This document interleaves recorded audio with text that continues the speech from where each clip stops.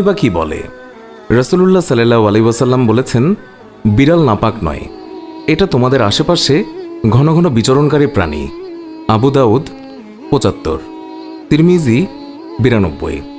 আল্লাহর রাসূলের প্রিয় সাহাবী আব্দুর রহমান রাদিয়াল্লাহু তাআলা আনহু তিনি জামার ভিতরে পোষা বিড়াল নিয়ে ঘোরাফেরা করতেন। একদিন তিনি জামার আস্তিনের নিচে একটি বিড়াল ছানা নিয়ে রাসূলুল্লাহ সাল্লাল্লাহু আলাইহি ওয়াসাল্লামের দরবারে তিনি উপস্থিত হন। সেই সময় বিড়ালটি হঠাৎ করেই সবার সামনে বেরিয়ে পড়ল। এই অবস্থা দেখে রাসূলুল্লাহ সাল্লাল্লাহু আলাইহি ওয়াসাল্লাম তাকে রসিকতা করে ইয়া আবু হুরায়রা, অর্থাৎ হে বিড়ালের পিতা, এই বলে সম্বোধন করলেন। এরপর থেকেই তিনি মূল নামের চেয়ে আবু হুরায়রা নামে বেশি খ্যাতি লাভ করলেন। আর সেই দিন থেকেই তিনি নিজেকে আবু হুরায়রা নামে পরিচয় দিতে তিনি বেশি পছন্দ করতেন। আল্লাহর রাসূল সাল্লাল্লাহু আলাইহি ওয়াসাল্লাম তিনি যখন ওযু করতেন তখন নিজের ওযুর পাত্র থেকে বিড়ালকে পানি